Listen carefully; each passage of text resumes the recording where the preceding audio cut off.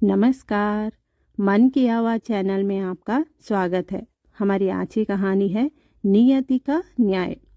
आज सुबह सुबह रोहित बिना नाश्ता किए जल्द ही ऑफिस के लिए निकल गया था, लेकिन अचानक उसे याद आया कि वो हड़बड़ाहट में ऑफिस की फाइल लेना भूल गया।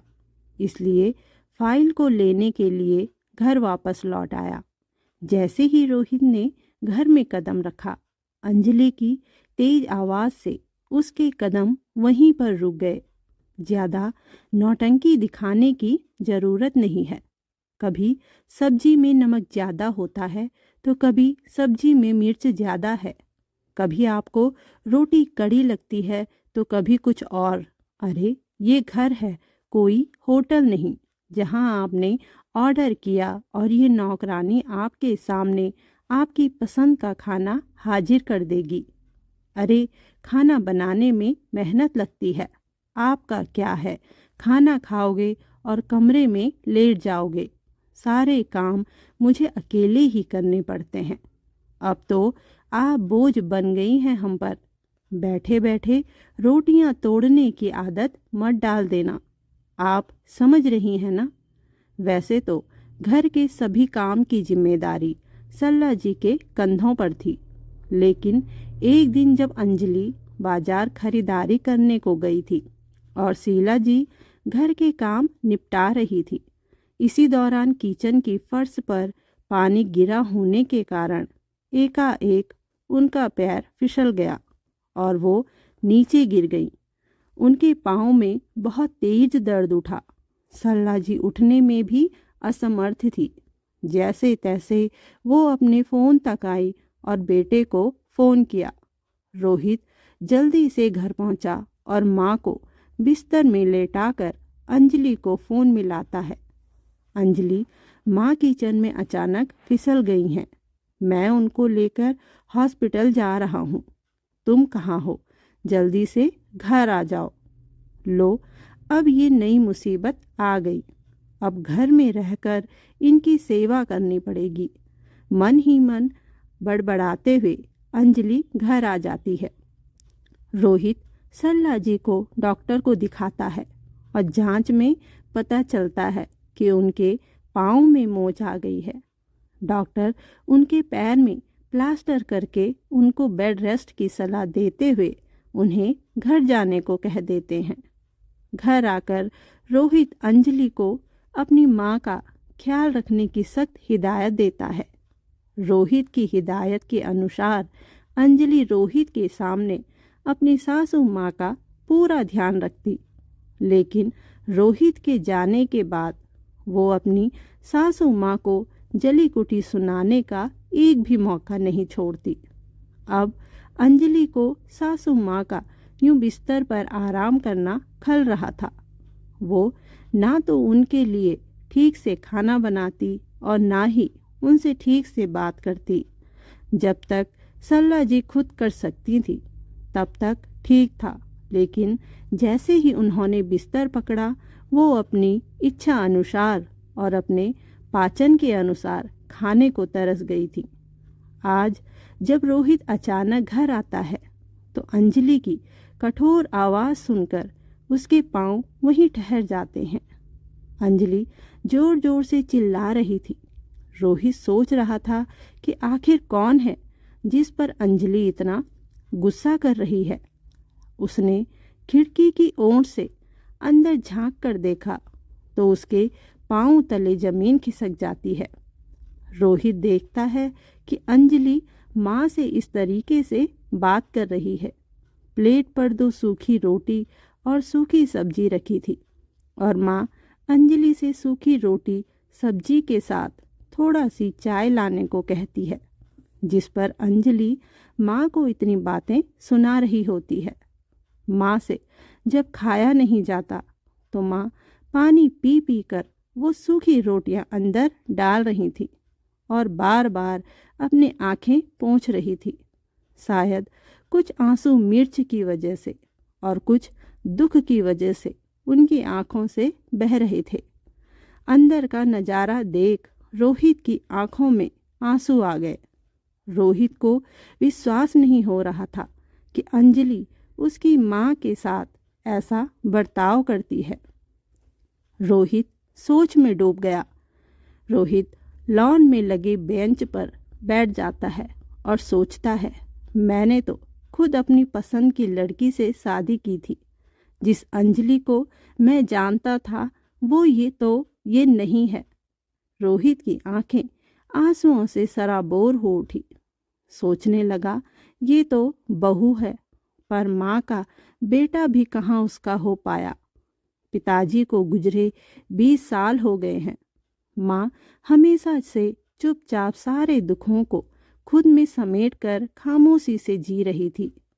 8 साल का था, पिताजी की मृत्यु हो गई थी, पर माँ ने उसे कभी भी किसी चीज की कमी महसूस नहीं होने दी थी। 10 बीघे जमीन की खेती अकेले संभाल ली थी माँ ने। इस बात को उसके चाचा और ताऊ जी कभी बर्दाश्त नहीं कर पाए थे कि एक औरत उनकी बराबरी कैसे कर सकती है, जिसकी जुबान भी कभी उनके सामने नहीं खुलती थी। आज वो सब कुछ अकेले कर रही हैं। वो लोग माँ को ताने देने का और माँ की बेइज्जती करने का एक भी मौका नहीं छोड़ते। उन्होंने माँ को परेशान करने में कोई कसर नहीं छोड़ी थी, पर माँ ने अपने आप को बेहद मजबूती से अपने बेटे के लिए खड़ा कर दिया था। हमेशा एक चट्टान की भांति माँ हर परिस्थिति का सामना करती आई थी, लेकिन आज माँ को अंजलि के सामने यूं बेबस देख रोहित का कलेजा मुंह को आ रहा था। रोहित तो अक्सर माँ से पूछता भी, माँ अंजलि आपका ख्याल रखती है ना? तो सल्ला जी हमेशा ही अंजलि की तारीफ ही करती। कभी रोहित को जाहिर नहीं होने दिया कि वो कितने दुख तकलीफ में है। सल्ला जी कभी भी उससे अंजलि की शिकायत नहीं करती, क्योंकि वो अंजलि के स्वभाव से अच्छी तरह वाकिफ हो गई थी कि अगर वो रोहित से कुछ कहती तो अंजलि घर में क्लेश कर देगी। इसलिए जब भी रोहित कुछ पूछता तो वो मुस्कुरा देती। रोहित अपनी माँ का बहुत सम्मान करता।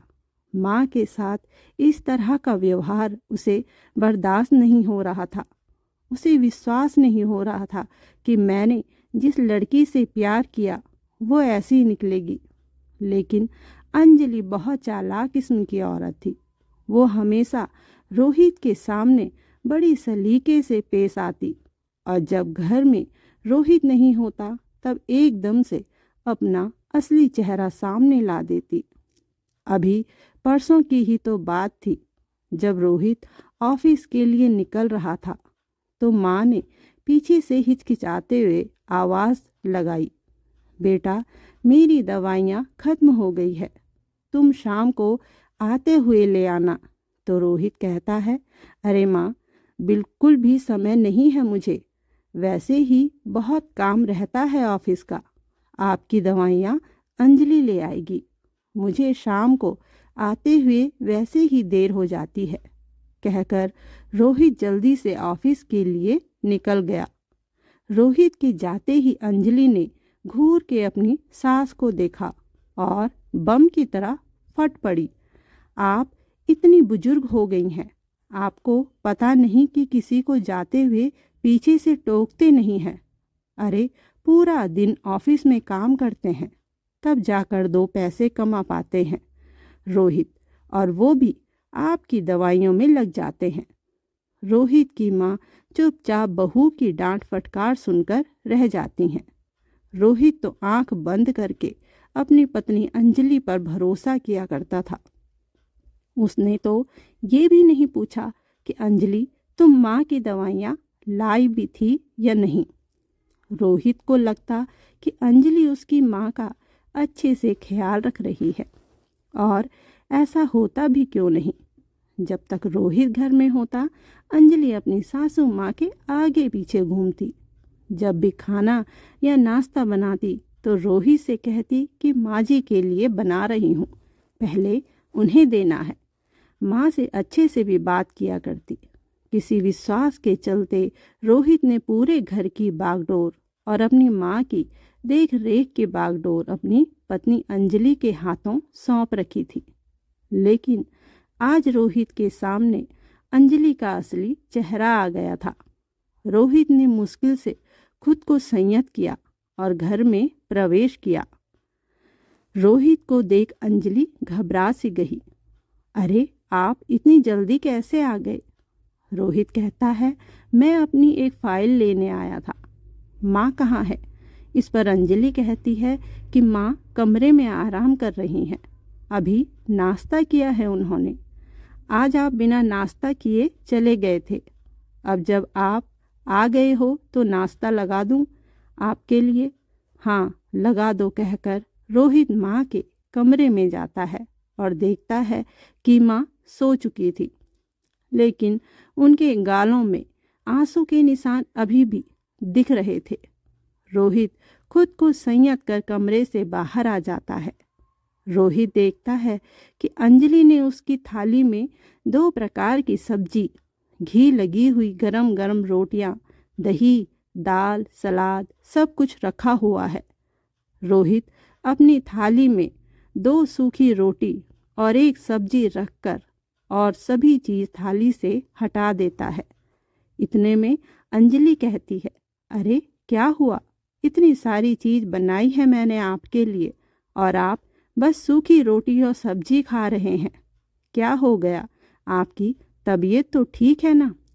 मेरी तबीयत तो एकदम ठीक है, लेकिन आज मैं होश में आया हूँ। आज मैं देखना चाहता हूँ कि माँ सूखी रोटी और सूखी सब्जी कैसे खाती हैं, जो तुम मेरे आने से पहले बड़े प्यार से माँ को खिला रही थी। आज मुझे पता चल गया कि तुम माँ को कैसे और क्या खाना खिलाती हो। मैंने तुम पर कितना विश्वास किया अंजलि, लेकिन तुमने आज मेरे विश्वास को तोड़ दिया। अरे, माँ ने मुझे कितनी मुश्किलों से पाला पोसा है, अकेले मुझे इतना बड़ा किया है और मैं ही उनका ख्याल नहीं रख पाया कहकर रोहित का गला भर आया। रोहित की बातें सुन अंजलि के चेहरे का रंग उड़ गया।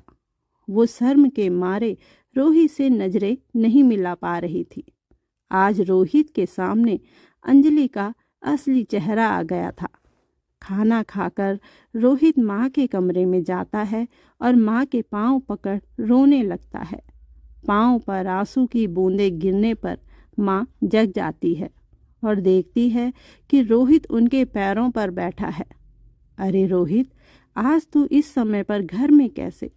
तूने कुछ खाया भी? रोहित माँ को गले लगा देता है और कहता है, मुझे माफ़ कर दो माँ, मैं आपका ख्याल ठीक से नहीं रख पाया। मैं सोच रहा था अंजलि आपका अच्छे से ख्याल रख रही है, और माँ तुमने भी कभी नहीं बताया कि अंजलि तुम्हारे साथ ऐसा व्यवहार कर रही थी। माँ एक बार कह तो देती, लेकिन बस अब और नहीं। मैं अंजलि को उसके मायके छोड़ दूंगा।